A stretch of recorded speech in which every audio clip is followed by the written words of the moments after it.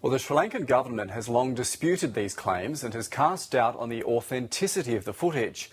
Admiral Tasara Samarasinha is the High Commissioner for Sri Lanka in Australia, and he joins me now from Canberra. Good morning, High Commissioner. Good morning, Davis. Are you saying there were no killings in the final stages of the civil war? Richard, the final stage of the civil war was a very intense battle to rescue 300,000 civilians which were kept under gunpoint. And the LTTE terrorists did everything possible under their command and ability to stop these innocent civilians coming to the waiting hands of the military. So they did everything to discredit the Sri Lankan armed forces. They fired their heavy artillery, what they had at the civilians.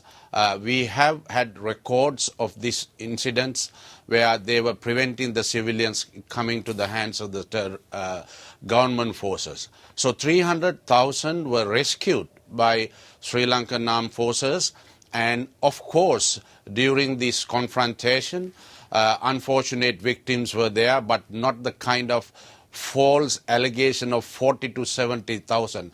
I categorically and totally reject this unfounded, unsubstantiated figures of 40 to 70,000. This is absolute untruth. But these figures are also what the United Nations says. So there are many organisations who say that these are the actual figures. Have you seen this film? And I don't understand why you're saying that you believe the footage may have been doctored. Absolutely. I have seen this film.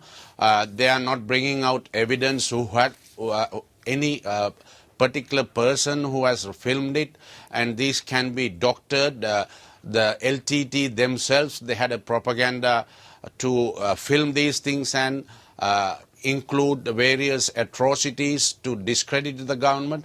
This is not a simple one incident, or this is a systematic attempt by the LTT to discredit the Sri Lankan armed forces, because their entire terrorist leadership was killed during this confrontation. But there were multiple UN observers and people from the Red Cross who were there and witnessed some of these incidents and can vouch for it. And also the film has been independently analysed, and in fact there's been independent verification from the United Nations. Absolutely wrong. That's a false statement. No independent analysis has been done by the United Nations. Various individuals with vested interests, various groups who are with vested interests are carrying out these analyses. Sri Lankan government is transparent and receptive to any criticism, subject to they bring credible evidence. No United Nations authentic publication or any other statement has given these 40 to 70,000 figures. At times they give 10,000, next time 40,000, next time 70,000.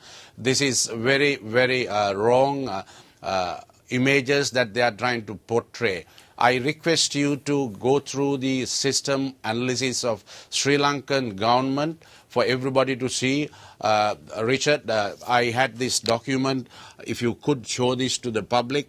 This is the accountability analysis of the Sri Lankan armed forces. This is the document of factual analysis of the final stage of the conflict. These are there are evidence to say there are certain instances, soldiers or anybody who has done a mistake or done a wrongdoing, they have been found fault with and punished accordingly.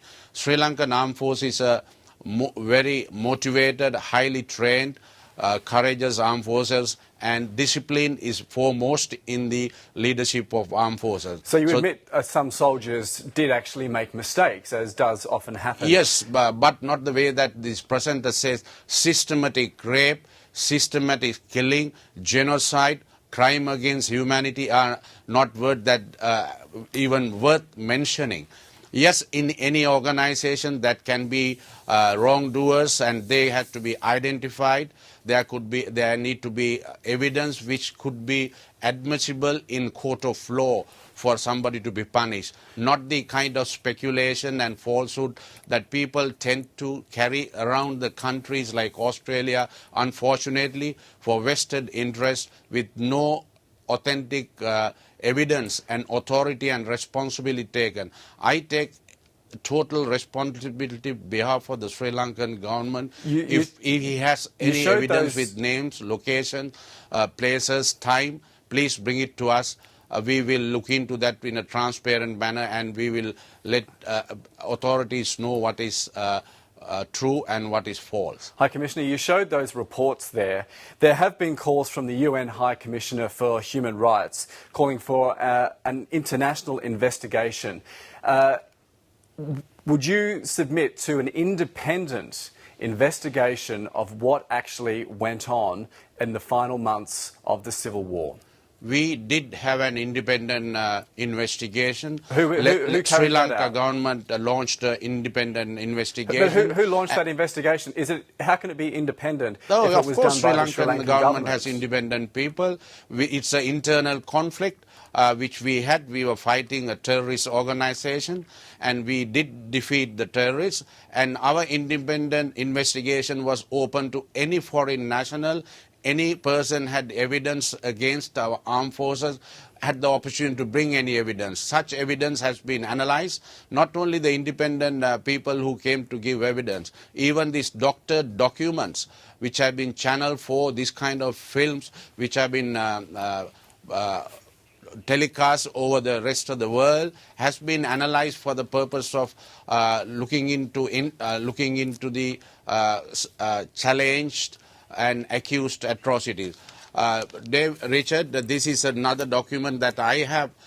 They show the atrocities created by the LTT. This is again, I mean, this is absolutely There's no doubt that systematic. the Tamil Tigers were also guilty of war crimes. That has been documented. But I think it's the fact that there's no distinction between civilians and Tamil Tigers. And that's where I think what this film has been looking into. So, I mean, look, there's always going to be differences of opinion. And I did mention that the UN actually wanted an international investigation, independent. So hopefully maybe that is something that can be brought forward at some stage. High Commissioner Tisara Samarasinha, thank you very much for giving us your time this morning. Thank you, David. Thank you very much.